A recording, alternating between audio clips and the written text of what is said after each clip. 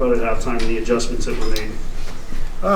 Again, they came out and really did a great job of punching us in the mouth, but I thought we also did every bit as good a job withstanding it, and we're able to claw back into that thing, and got down to a one possession game and a half. So it was basically just about getting back to what we were supposed to be doing on our a lot of our ball screen coverages, and then just not settling on the offensive end. I thought early in that game we settled, and second half we did a better job of that.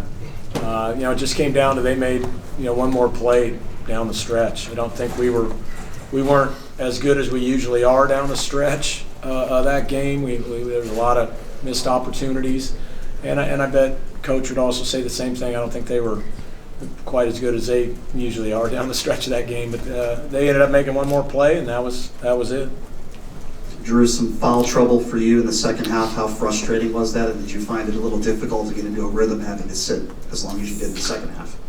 That's just the way basketball goes sometimes, Everything's not sunshines and rainbows, and we had guys step up, Julian stepped up, Andrew stepped up, Anton stepped up, so it's a team game. It doesn't come down to one person, so, it's just next man up mentality, so no effect on me at all.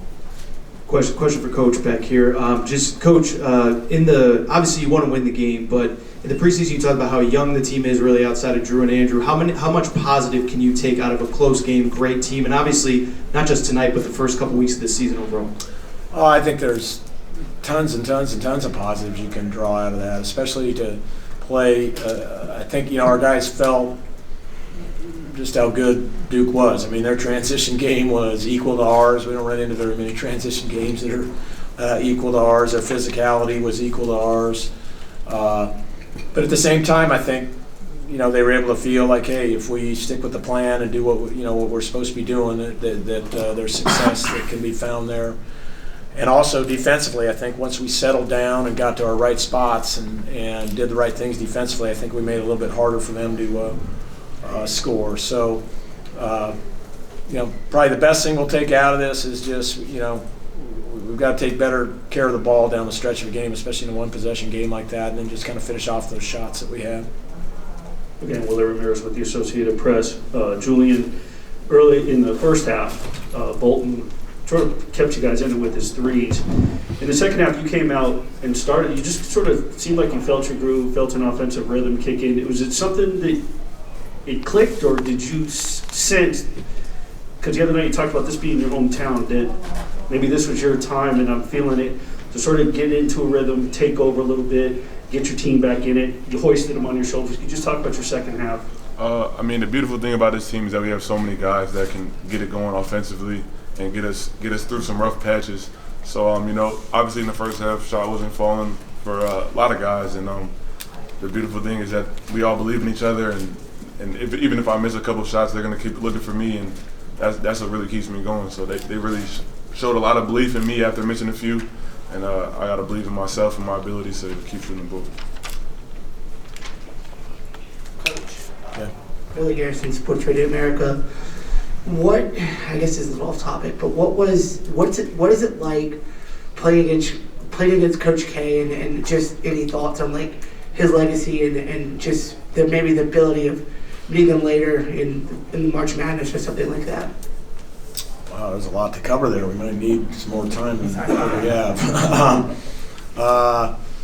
First of all, it's great. It's great to compete against him because you have the utmost. I don't have any higher respect for anybody in our game, than him. There's a lot of guys in our game that I do respect as much as Coach, but he's the best. He's the gold standard, and you know what you're going to be in a game like this, and you're going to have to execute. You're going to have your team ready, and your team's going to have to be really tough and ready to fight.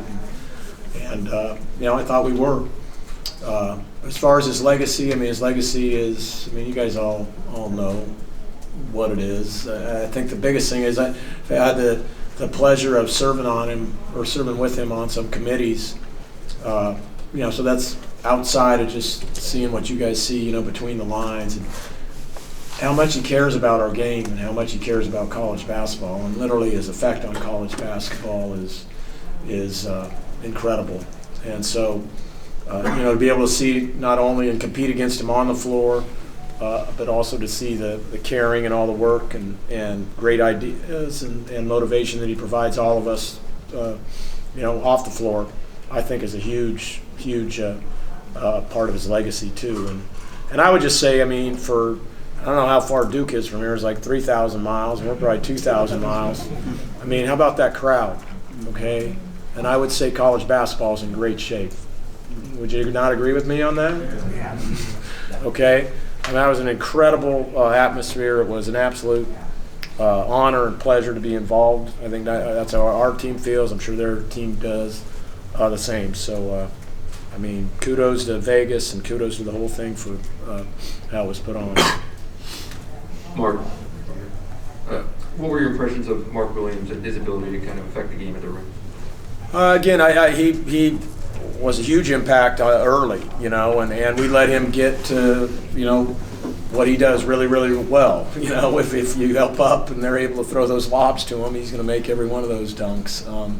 But he protected the rim well. We knew that coming in. He was an elite shot blocker and a big body. But again, I was impressed. He was able to throw in a couple hooks on us and post moves, and again, a one-possession game. Those are huge. So I thought he had an excellent game. Obviously, we know Paulo from recruiting him so hard and just following him, and big fan of him and his family.